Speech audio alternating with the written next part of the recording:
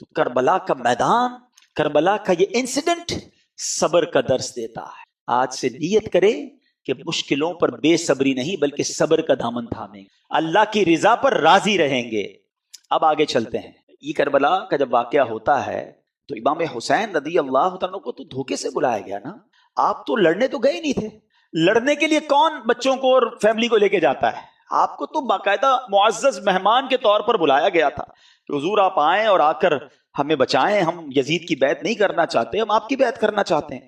اور آپ پر چونکہ اتنے خطوط آ گئے، اتنی ریکویسٹ آ گئی کہ شرن آپ پر ضروری ہو گیا کہ اگر آپ نہ جاتے، کچھ لوگ کہتے نہیں جانا چاہیے تھا، اگر امام حسین نہ جاتے تو وہ کوفے والے قیامت کے دن اللہ کی بارگاہ میں عرض کرتے کہ مولا ہم نے تو امام کو بلایا تھا، وہ نہیں آئے، ہم نے مجبوراً یزید کی بیعت کر لی.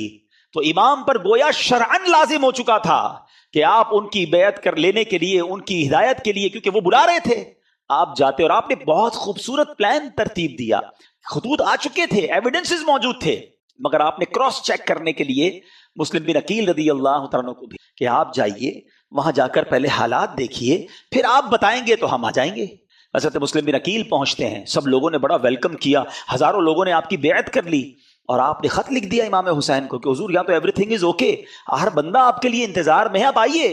انفارچونیٹلی دیکھیں کہ خط ادھر پہنچتا ہے، امام حسین ادھر روانہ ہوتے ہیں اور ادھر کوفے والوں نے غداری کی اور وہاں حضرت مسلم بن عقیل سے دھوکہ کیا، آپ کو شہید بھی کر دیا گیا. حضرت مسلم بن عقیل کے بچوں کو بھی شہید کیا گیا. اور حضرت مسلم بن عقیل رضی اللہ عنہ آخری وقت تک کہتے رہے کہ کاش میں وہ خط نہ لکھتا.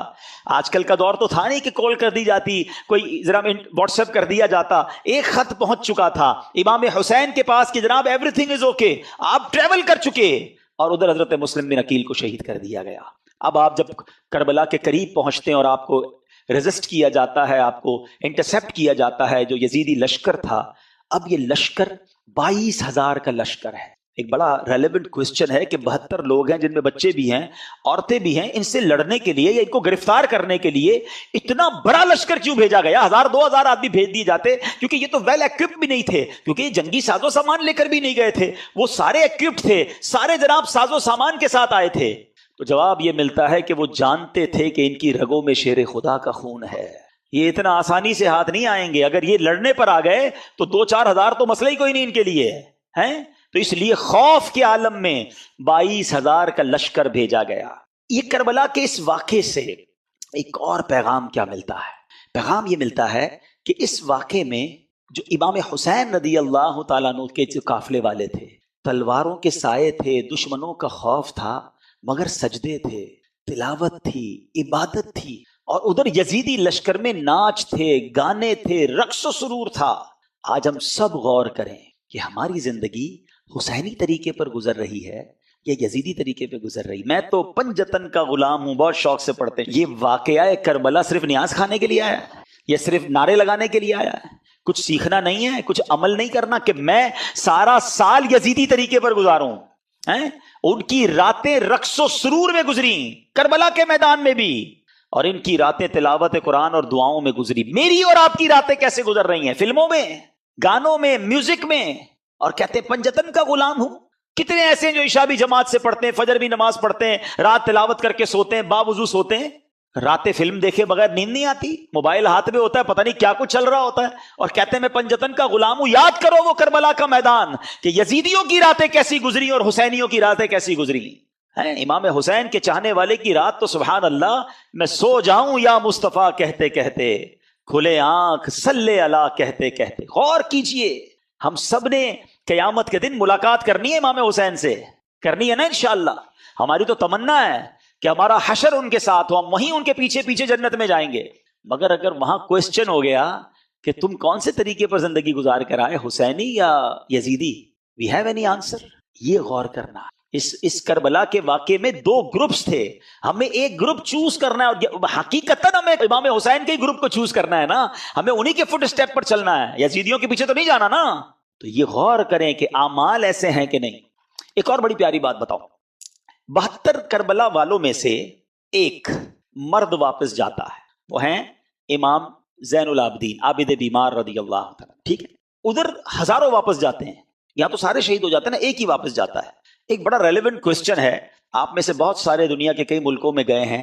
کہیں کوئی ایک بندہ آپ کو ملا ہے آج تک جس نے یہ کہا ہو کہ میں اس یزیدی لشکر کی اولاد میں سے ہوں، کہ یار امام حسین سے اور ان کے ساتھیوں سے لڑنے گیا نا، میں ان کی اولاد میں سے ہوں؟ آپ کو ایک نہیں ملا ہوگا ایسا، ہزاروں واپس گئے، ان کی نسل کا، ان کی بات کرنے والا کوئی نہیں ہے۔ ایک حضرت عابد بیمار واپس آئے ہیں، آج دنیا کے کونے کونے میں آپ کو حسینی سید ملتے ہیں۔ یہ کیسے ہو گیا؟ ایک مرد واپس آیا اور نسل میں اتنی برکت۔ سبحان اللہ۔ اس سے کربلا کے اس واقعے سے سیکھنے کو ملا کہ جو چیز اللہ کی راہ میں قربان کی جائے اللہ اس میں برکت ڈال دیتا ہے۔ ہاں، وہ بڑی پیاری بات، بڑا خوبصورت جملہ پڑھا، کربلا کی کہانی بس اتنی سی ہے، یزید تھا، حسین ہے، بس وہ ختم۔ اور امام حسین آج بھی کروڑوں دلوں پر حکومت کرتے ہیں۔ یزید کا نام لینے والا کوئی نہیں، کوئی اپنے بچے کا نام یزید نہیں رکھتا ہے، اور حسین کا نام رکھنے والے اور ان کا نام سر پر عزت کے ساتھ رکھنے والے اربوں، ہر وہ مسلمان نہیں ہے۔ ہم تو یہ سمجھیں گے وہ کون سا مسلمان ہے جس کے دل میں امام حسین کی محبت نہیں ہے؟ اس میں امام حسین تو ہمارے ایمان کا حصہ ہیں۔ تو سمجھنے والی بات یہ ہے، سیکھنے والی بات یہ ہے کہ جو چیز، اب ذرا اس بات کو تھوڑی سی باریک بات ہے، سمجھیے گا، جو چیز اللہ کی راہ میں قربان کر دی جائے نا، اللہ اس میں برکت ڈال دیتا ہے۔ اب اس سے آپ اپنی ساری لائف کو ایزیوم کر لیں۔ اگر آپ چاہتے ہیں کہ آپ کی صحت میں برکت ہو، آپ اپنی باڈی کو، اپنے جسم کو اللہ کی راہ میں استعمال کریں، نماز پڑھیں، دین کے کام میں یوز کریں، اللہ آپ کی صحت میں برکت ڈال دے گا۔ آپ چاہتے ہیں آپ کی زبان میں برکت ہو، آپ کے الفاظ مؤثر ہو جائیں، اٹریکٹیو ہو جائیں، آپ اپنی گفتگو میں اللہ رسول کا نام لینا شروع کریں، درود پاک پڑھیں، ذکر اللہ کریں، تلاوت قرآن کریں، لوگوں کو اسلام کی نیکی کی دعوت دیں، اللہ آپ کی گفتگو میں برکت ڈال دے گا۔ آپ چاہتے ہیں آپ کے مال میں برکت ہو جائے، اللہ کی راہ میں مال خرچ کریں، اللہ آپ کے مال میں برکت ڈال دے گا۔ آپ چاہتے ہیں اللہ آپ کی اولاد میں برکت ڈال دے، آپ اپنی اولاد کو دین کے کاموں کی طرف لگائیں، اللہ اس میں برکت ڈالے گا، ان کے لیے نصیب اچھے کر دے گا۔ تو کربلا کا یہ پیغام ہے کہ جس چیز میں تم برکت چاہتے ہو اس چیز کو اللہ کی راہ میں قربان کرو، اللہ اس میں اور برکت ڈال دے گا۔ اب ایک اور میسج کربلا کا، جب امام حسین رضی اللہ تعالیٰ عنہ کو شہید کیا گیا، امام حسین گویا دنیا سے جاتے ہوئے میسج دے گئے کہ ہم تلواروں کے سائے میں بھی سجدے نہیں چھوڑتے۔ وہاں نمازیں قضا نہیں ہوئیں۔ آج تمام حسینیوں کو، تمام پنجتن کے غلام کو، امام حسین کی نیاز بنانے والوں کو میسج ہے کہ کربلا والوں نے اس میدان میں نماز قضا نہیں کی، اور آج تمہاری پلنگ کے اوپر سوتے ہوئے نماز قضا ہو جاتی ہے۔ آج تھوڑی سی طبیعت خراب ہے یار، موڈ اچھا نہیں ہے، بس کل پڑھ لوں گا، بس اگلے جمعے سے نہیں چھوڑوں گا، ہماری نماز قضا ہوتی ہے۔ بتاؤ کیا جواب دو گے قیامت کے دن اگر امام حسین سے ملاقات ہو گئی اور انہوں نے پوچھ لیا کہ ہم نے تو کربلا کے میدان میں بھی نماز قضا نہیں کی اور تم اپنے گھر پہ نماز قضا کرتے تھے اور کہتے تھے میں پنجتن کا غلام ہوں؟ ہوگا کوئی جواب ہمارے پاس؟ آؤ آج کی مبارک رات یہ پکی سچی نیت کر کے جانا ہے کہ ایٹ اینی کاسٹ کچھ بھی ہو جائے آج کے بعد ہماری نماز قضا نہیں ہوگی۔ اچھا، جب سر انور کو نیزے پر اٹھا لیا گیا نا، ان یزیدیوں نے آپ کے مبارک سر کو نیزے پہ اٹھایا، تو اس وقت اس سر سے بھی تلاوت قرآن کی آواز آ رہی۔ یہ امام حسین کی کرامت ہے۔ کیا خوبصورت شاعر امیر اہل سنت کے غالباً شعر آپ فرماتے ہیں، عبادت ہو تو ایسی ہو، تلاوت ہو تو ایسی ہو، سرے شبیر تو نیزے پہ بھی قرآن سناتا ہے۔ یہ بھی پیغام تھا ہمارے امام کا کہ قرآن کتنا اہم ہے، مگر انفارچونیٹلی آج ہماری بہت بڑی تعداد کو صحیح تلفظ کے ساتھ قرآن پڑھنا بھی نہیں آتا۔ اچھا آتا ہے تو پڑھنے کا ٹائم نہیں۔ ذرا سوچو کتنا خوف کا وقت ہوگا، کتنا افراتفری کا عالم ہوگا، لاشیں پڑی ہوئی ہیں مگر میرے امام تلاوت کر رہے ہیں، اور ہم اپنے گھر میں ایئر کنڈیشن چل رہا ہوتا ہے پھر بھی تلاوت نہیں کرتے۔ یہ موبائل ہم سے روز گھنٹوں لے جاتا ہے، سورہ ملک پڑھنے کا ٹائم نہیں ملتا، حالانکہ اسی موبائل میں قرآن بھی ڈاؤن لوڈ ہو سکتا ہے، سورہ یاسین پڑھنے کا ٹائم نہیں ملتا۔ کئی ایسے حافظ قرآن ہوتے ہیں جو دہراتے نہیں اپنے قرآن کو۔ اللہ نے اتنی بڑی نعمت دی آپ کو کہ آپ کے سینے میں قرآن محفوظ ہوا، گویا جنت کا آپ کو راستہ ٹھکانہ مل رہا تھا اور آپ نے اسے بھلا دیا، آپ اسے بھی نہیں پڑھتے۔ نہ کریں ایسا۔ حدیث پاک کا مضمون ہے وہ دل ویران ہے جس میں کچھ قرآن نہیں ہے۔ ہم سب کے لیے کوسچن ہے کہ میرے دل میں کتنا قرآن، میں کتنا روز قرآن پڑھا ہوں۔ آؤ پلیز، یہ پیغام ہے کربلا کا۔ امام حسین کی روح بھی بہت خوش ہوگی۔ گفٹ دینا چاہتے ہو نا اپنے امام کو، ہیں ایصال ثواب کرنا چاہتے ہو، لنگر بنا کر، کھچڑا بنا کر اور جناب نیاز بانٹ کر ضرور کریں، مگر اس بار تھوڑا وہ پنجابی میں کہتے ہیں نا ذرا وکھرا، ذرا ہٹ کے آؤ، ذرا ایصال ثواب بھی کریں کہ کھچڑا ضرور بنائیں، نیاز بھی بنائیں، مگر اس بار نیازی کے ساتھ ساتھ نمازی بن کے ہم امام حسین کو ایصال ثواب کریں۔ ہیں؟ ہم پہلے نمازی ہیں پھر نیازی ہیں. تو نیت کریں انشاءاللہ کہ اب روزانہ قرآن پڑھیں گے انشاءاللہ. ہاں یہ عاشورے کا دن ٹرننگ پوائنٹ بنے نا میری زندگی میں, تو فائدہ ہوا نا کہ میں نے کربلا کے انسیڈنٹ سے یہ سیکھا کہ وہ وہاں نہیں چھوڑتے تھے تلاوت میں, یہاں چھوڑ رہا ہوں اور پھر کہتا ہوں پنجتن کا غلام ہوں. پلیز قرآن سے دوستی کر لیں. اب آتے ہیں ایک اور میسج. امام حسین کو ایمفسائز کیا گیا, آپ کو بہت زیادہ پریشرائز کرنے کی کوشش کی گئی کہ آپ یزید کی بیعت کر لیں. ایک ہی تو مطالبہ تھا نا. اچھا آج میں اور آپ مدینے جانے کے لیے کتنا ترستے ہیں. امام حسین تو پیدا ہی مدینے میں ہوئے تھے, پھر بھی مدینہ چھوڑنا پڑا. پہلے مکے آ گئے, 5 مہینے مکے میں رہے آپ تاکہ کوئی کسی طرح معاملہ ٹل جائے, لیکن جب اس کے بعد بھی معاملہ نہیں ٹلا اور کوفیوں کے لیٹر آتے رہے تو پھر آپ کوفہ گئے. مدینہ چھوڑنا پڑا, سب کچھ چھوڑنا پڑا, خاندان چھوڑنا پڑا, پھر شہید بھی ہو گئے. جب اتنا زیادہ برڈن ہونا, یعنی کسی کے سر پر کوئی پستول رکھ دے, تو شریعت بہت ساری چیزوں کی اجازت دے دیتی ہے کہ جب جان جانے کا خوف ہو تو کئی ایسے کام جو حرام ہوتے ہیں وہ حلال ہو جاتے ہیں فار دا ٹائم بینگ. اس کی پوری تفصیل ہے. یعنی اگر کوئی کسی کے ماتھے پر پستول رکھ کر معاذ اللہ کہے کفریہ کلمہ کہہ دو, تو جان چونکہ بڑی اہمیت ہے اسلام میں, تو ایک لیول ایمان کا وہ ہے کہ بندہ شہید ہو جائے, کہ نہیں کہتا, لیکن اجازت شریعت یہ دیتی ہے کہ وہ دل میں ایمان رکھ کر زبان سے کوئی ایسا جملہ کہہ دے جس سے اس کی جان بچ جائے, مگر دل میں ایمان ہونا ضروری ہے. یعنی میں سمجھا رہا یہ چاہ رہا ہوں کہ ایسی پوزیشن میں بہت سارے کاموں کی اجازت مل جاتی ہے. تو امام حسین بھی کمپرومائز کر لیتے, کیوں اب پورے خاندان کو شہید کروا دیا؟ یہ ریلیونٹ کوسچن بنتا ہے. مگر میرے امام جانتے تھے کہ اگر آج میں نے کمپرومائز کر دیا نا تو پھر نانا کی ساری امت کے لیے ایک مثال بن جانی ہے کہ جب حسین کمپرومائز کر سکتے ہیں تو پھر تو ہم بھی کر سکتے ہیں. آپ نے باطل کے آگے سر نہیں جھکایا, سر کٹا دیا, نانا کے دین کو سر بلند کر گئے. یہ میسج ہے ہم سب کے لیے, ان تمام لوگوں کے لیے جو آج چھوٹی چھوٹی باتوں پر کمپرومائز کر رہے ہیں. ارے جناب کیا کریں, پورے سبھی لوگ جھوٹ بولتے ہیں, سچ کا زمانہ نہیں, تھوڑا بہت جھوٹ تو ہم بھی بول لیتے ہیں. کمپرومائز کیا نا, ساری مارکیٹ ملاوٹ کرتی ہے جناب, جھوٹ بول کر کاروبار کرتی ہے. میں نہیں کروں گا تو جناب میرا مال نہیں بکے گا, ہماری مارکیٹ کے لیے کرنا پڑتا ہے. کر لیا کمپرومائز. بچے کی شادی ہے, کیا کریں, پورے خاندان والوں کا رسم و رواج ہے, نہیں کریں گے تو خاندان والے ناراض ہو جائیں گے, ہمیں کنجوس سمجھیں گے, منہ دینا پڑتا ہے جناب خاندان والوں کو. ناچ گانے کر لیے, حرام کام کر لیے, کر لیا کمپرومائز. ارے دوستوں میں بیٹھتا ہوں بھائی, سارے دوست تاش کھیلتے ہیں, سارے روز جوا کھیلتے ہیں, اب پتہ نہیں کمپیوٹر پر کیا کیا کر رہے ہوتے ہیں. تھوڑا بہت مجھے بھی پر کمپنی دینی پڑتی ہے ورنہ سب مذاق اڑائیں گے, تھوڑا بہت تو کرنا پڑتا ہے. کر لیا کمپرومائز. یہی تو امتحان تھا تمہارا. وہ کربلا کے میدان میں جان لٹا گئے, کمپرومائز نہیں. لوگ کہتے ہیں ہماری کنٹری میں کرنا پڑتا ہے, کیا کریں, جاب ایسی ہے نماز کا ٹائم نہیں ملتا, کیا کریں, جاب ایسی ہے اس میں روزہ نہیں رکھ سکتے. کچھ لوگ کہتے ہیں جاب ایسی ہے داڑھی نہیں رکھ سکتے. تم کمپرومائز کر رہے ہو چند پیسوں کی خاطر, ہے دنیا کی خاطر. میرے امام نے کربلا کے میدان میں سکھایا تھا کہ باطل کے آگے سر نہیں جھکانا. تم ایک جگہ سے تم یہ سمجھتے ہو کہ یہ جاب چھوٹ جائے گی نماز کے لیے, ارے تم چھوڑ دو ایسی جاب, اللہ تمہیں ایسی 10 اچھی جاب عطا فرما دے گا. ایک در بند ہوگا, اللہ تمہارے لیے 10 در کھول دے گا. ہمت تو لاؤ اپنے اندر.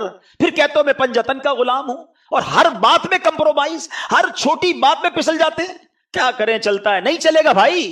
وہ چیز نہیں چل سکتی جس میں میرے اللہ اور اس کے رسول کی ناراضگی ہے, جس میں میں کربلا والوں کے طریقے سے ہٹ رہا ہوں. یزیدی کام کروں اور کہوں میں پنجتن کا غلام ہوں. سیکھو اس بات سے. بریلی کے تاجدار امام اہل سنت کا ایک شعر اللہ کرے دل پر نقش ہو جائے, کہتے کروں مدح اہل دول رضا, پڑے اس بلا میں میری بلا, میں گدا ہوں اپنے کریم کا, میرا دین پارائے نہ نہیں. میرا دین روٹی کا ٹکڑا نہیں ہے تھوڑے پیسوں کے لیے بیچ دوں. اب یہ تمہارا امتحان ہے کہ بہت سارا نفع نظر آ رہا ہے, ایک ڈیل آ رہی ہے جس میں پیسے بہت ہیں مگر ہے حرام, اللہ کی ناراضگی والی ڈیل ہے, فوراً مل جائیں گے پیسے. اب تمہارا امتحان ہے کہ یزیدی ہو یا حسینی ہو. اپنے دل سے پوچھو کہ یہ کام کروں گا تو کیا اللہ اس کے رسول اور اہل بیت راضی ہوں گے, یا یہ پیسے پکڑ لوں؟ نہیں, اب ٹھکراؤ اسے اور کہو میں گدا ہوں اپنے کریم کا, میرا دین پارائے نہ نہیں. بڑا دل تھا, بڑا ارمان تھا, ایک شوق تھا جو پورا کرنے کا موقع آ گیا, مگر وہ حرام کام کے ذریعے پورا ہو رہا ہے. نہیں کرنا. یہی تو تمہارا امتحان ہے نا. یہ کربلا کا پیغام ہے کہ تمہیں وہ کام سے اپنے آپ کو بچانا ہے, کمپرومائز نہیں کرنا ہے, غلط کام کی طرف آگے نہیں بڑھنا ہے. اگر تم واقعی پنجتن کے غلام, خدا را اس بات کو سیکھیے اور اپنی زندگی میں یہ اسٹرانگنس لائیے. آئیں گے ایسے امتحان اور آتے رہتے ہیں.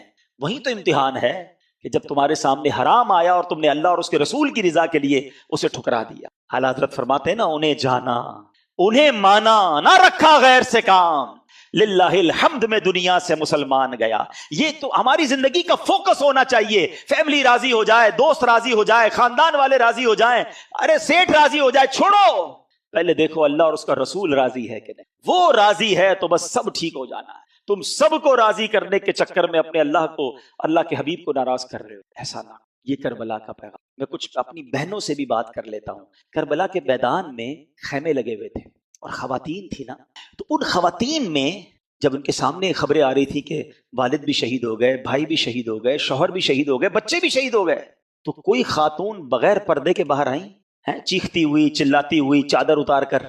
हालांकि कैसा माहौल होगा, घबराहट कैसी होगी कि सारे मर्द शहीद हो रहे हैं, मगर उस कैफियत में भी उनका पर्दा बाकी था।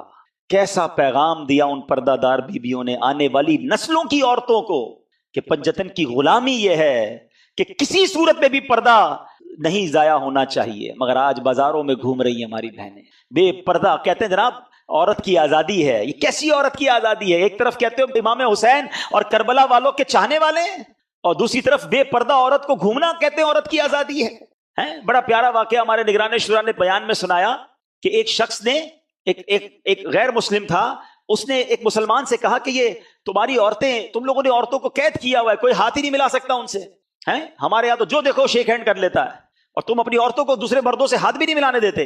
तो मुसलमान ने कहा ये बताओ तुम्हारे मुल्क की मलका से कोई हाथ मिलाना चाहे तो मिला सकता है?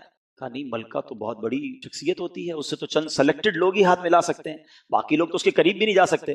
कहा तुम्हारे मुल्क में एक मलका है, हमारी हर औरत को हमने मलका का दर्जा दिया है, हमारी हर औरत की इज्जत है, हमारी हर औरत से सिर्फ वही हाथ मिला सकता है जिसको शरीयत इजाजत देती है, बाकी हर ऐरा गैरा नत्थु गैरा हमारी औरत को टच नहीं कर सकता। ये इस्लाम ने उनको मकाम दिया था, मगर हम चाहते नहीं जनाब वो मकाम छीन लिया जाए और औरतों को इन वहशतनाक लोगों के हवाले कर दिया जाए, और कहते हैं ये आजादी है।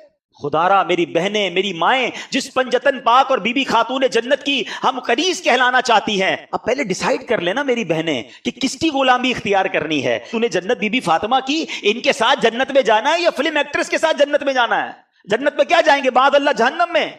खुद सोचें कि हम किसके पीछे चल रहे हैं, ये किधर लेके जा रहा है माशरा हमको। करबला का ये पैगाम मेरी बहनों के लिए है कि वो जो बीबियां थी वो पर्दादार थी, आप भी पर्दादार रहे। और आखिरी बात, बातें तो बहुत सारी हैं लेकिन वक्त काफी हो गया, अब आखिरी बात, इमाम हुसैन की सीरत से एक और बात सीखने को मिलती, किसी पर जुल्म करना हुसैनी तरीका नहीं है, अच्छा हम पता क्या समझते हैं, हम समझते हैं जुल्म जो है ना कत्ल करना ही है। मैं कहाँ जुल्म करता हूं, मैंने कब किसी को कत्ल किया, किसी की टांगे नहीं तोड़ी। ये भी एक बड़ा अजीब कॉन्सेप्ट है। हाँ, जुल्म सिर्फ किसी को कत्ल करने, किसी का सर फोड़ने और किसी को जनाब जदोकोब करने का ही नाम नहीं है। जुल्म के बारे में चंद बातें बताता हूं। आस्तीनें चढ़ाई, किसी की तरफ लपके उसको डराया, ये भी जुल्म है। किसी को घूर कर देखा वो सहम गया, ये भी जुल्म है। मजाक उड़ाया, किसी का नाम रखते हैं ना, टिंगना, काला, मोटा, छोटा, है अजीब अजीब नाम रखे हुए हैं, ये भी जुल्म। जी जनाब, किसी का जुए के जरिए माल बटोर लिया, ये भी जुल्म है। सूद के जरिए माल ले लिया, ये जुल्म है। नाप तोल में कमी करके माल छीन लिया, ये भी जुल्म है। रिश्वत ली जो जुल्म है। वालिदैन को सताया, जुल्म है। पड़ोसी को तकलीफ दी, जुल्म है। रात को शोर शराबा करके, नाइट क्रिकेट खेलने वालों, सारी सारी रात शोर मचाकर लोगों की नींदें बर्बाद करने वालों, ये भी जुल्म है। जालिम यजीद था, बताओ अब किस तरीके पर चलना है। हाँ सोचो, गलत पार्किंग करते हैं, सोचते भी नहीं ना, बेटा जो होता हो देखा जाएगा, मेरा काम तो हो जाए, चाहे बेचारा वो घर से निकल ही ना सके, उसका दरवाजा लॉक कर दिया, ये भी जुल्म है। बोहतान लगाया, इल्जाम लगाया, जुल्म है। जुल्म जुल्म होता है, चाहे छोटा हो या बड़ा हो। जुल्म करना यजीद का तरीका है, हुसैन का नहीं, रज़ियल्लाहु ताला अन्हु। अब सोच लो कि हम किस पैराए में जिंदगी गुजार रहे हैं। हमें अगर किसी के साथ हमने ये जुल्म किए हुए हैं ना, तो हमें माफी मांगनी होगी, हमें थोड़ा सा दिल बड़ा करना होगा। इधर मांग लो वरना उधर पछताएंगे, उधर कुछ भी नहीं बन सकेगा। मैं आज एक वाकया पढ़ रहा था, क्या वाकया है, और उसने हिला दिया ना। हालांकि ये वाकया सहाबा इकराम के साथ हुआ, मगर देखो ये होती है माफी। हुआ ये, हजरत अबू ज़र रज़ियल्लाहु ताला, उनको एक सहाबी ने देखा कि वो अपने गुलाम के साथ हैं, उनके कपड़े भी वैसे ही, गुलाम के भी वैसे ही, कोई फर्क नहीं, बिल्कुल एक जैसे ही स्टाइल, खाना पीना भी एक जैसा। तो कहा अबू ज़र आप कैसे कपड़े पहन के घूम रहे हैं? कहते मेरे साथ एक वाकया हुआ, मैं खुलासा अर्ज कर रहा हूँ। वैसे बुखारी शरीफ में ये हदीस मौजूद है और फिर इसकी शरह में उलमा ने और भी बहुत कुछ लिखा। कहते हैं मेरे साथ एक वाकया ये हुआ कि मैंने حضرت بلال رضی اللہ تعالیٰ عنہ کو کوئی بات چیت ہوئی ہوگی تو کہہ دیا کہ اے کالی ماں کے بیٹے، کیونکہ آپ بلیک تھے، آپ افریقن تھے، غلام تھے، کسی بات پہ انہوں نے کہہ دیا. حضرت بلال کو بہت زیادہ دکھ ہوا، وہ پہنچ گئے نبی پاک علیہ الصلوۃ والسلام کا، حضور حضرت ابو ذر نے مجھے ایسا کہا ہے. پیارے آقا علیہ الصلوۃ والسلام نے حضرت ابو ذر سے صرف یہ فرمایا کہ لگتا ہے ابھی تک تمہارے اندر وہ جہالت کے زمانے کی کچھ چیزیں باقی ہیں. خلاصہ عرض کر رہا ہوں، حضرت ابو ذر رونے لگے، اتنا روئے، اتنے پریشان ہوئے کہ باہر گئے اور حضرت بلال سے کہا، بلال جب تک تم میرے منہ پر اپنا پیر نہیں رکھو گے میں سمجھوں گا مجھے معافی نہیں ملی. یہ کیسی معافی تھی، یہ کیسی ندامت تھی. اور اس کے بعد نبی پاک علیہ الصلوۃ والسلام نے کچھ اس طرح فرمایا کہ یہ غلام تمہارے بھائی بہنوں کی طرح، ان کو اپنی طرح ہی رکھو. تو کہتے ہیں اس دن سے اب میں اپنے غلاموں جیسا ہی لباس پہنتا ہوں، ان کے ساتھ ہی کھاتا ہوں، ان جیسی لائف اسٹائل گزارتا ہوں. یہ جگرا تھا نا کہ اگر غلطی ہوئی تو فوراً معافی بھی کیسی مانگی. آج ہمارے دوستوں کو، غریبوں کو جو جی چاہتا ہے کہہ کے گزر جاتے ہیں، ارے یار کوئی بات نہیں، چلتا ہے، اس کا تو ایسا ہی ہے معاملہ ہے، کیا کر لے گا، نوکر ہی ہے نا میرا، غریب ہی ہے بیچارہ، کیا کر لے گا. نہیں میرے میٹھے اسلامی بھائی، وہ بھی دل رکھتا ہے. حضرت بلال چلے گئے تھے نا نبی پاک کے پاس، وہ اللہ کی بارگاہ میں آج بھی ہاتھ اٹھا کے جا سکتا ہے کہ یا اللہ اس نے میرا دل دکھایا ہے. پھر یاد رکھنا تتر بتر ہو جاؤ گے. ہم نے چلتے کاروبار تباہ ہوتے دیکھے ہیں، چلتی صحت ختم ہوتے دیکھی ہے. ویسے میں ایک مشورہ دے دیتا ہوں، اگر آپ کو فیل ہو نا کبھی زندگی میں یار everything is going very well, کاروبار بھی ٹھیک تھا، فیملی بھی ٹھیک تھی، عزت بھی بڑی تھی، اچانک ایک ایک کر کے چیزیں ختم ہو رہی ہیں، گھر والوں میں لڑائیاں ہو رہی ہیں، میری صحت خراب ہو رہی ہے، کاروبار بگڑتا جا رہا ہے، کچھ گڑبڑ ہے، تو چیک کر لینا کبھی کہیں کسی کا دل تو نہیں دکھا دیا، کسی کی ہائے تو نہیں لے لی. ہاں یہ ایک ہائے جو ہے نا یہ عرش تک جاتی ہے. مظلوم ہاتھ اٹھائے تو اللہ کے عرش تک اس کی پکار جاتی ہے، اور پھر مظلوم کے ساتھ رب ہو جاتا ہے. پھر ظالم کو ٹھکانہ نہیں ملتا. ہمیں بعض اوقات تو پتہ بھی نہیں ہوتا ہم ظلم کر رہے ہوتے ہیں. میں نے کہا نا یہ ساری باتیں تو ظلم میں کبھی آپ نے کاؤنٹ ہی نہیں کی ہوں گی. ہم تو ظالم کہتے ہیں اس کو جو پستول اٹھا کے کسی کو قتل کرتا ہے. ارے بھائی پستول کا وار کم تکلیف دیتا ہے جو زبان کا وار تکلیف دیتا ہے. عربی کا مقولہ ہے کہ تلوار کا وار تو ابھی بھی انسان سہ سکتا ہے، بعد میں ٹھیک ہو سکتا ہے، زبان کا وار جو ہے نا وہ انسان کو ٹکڑے ٹکڑے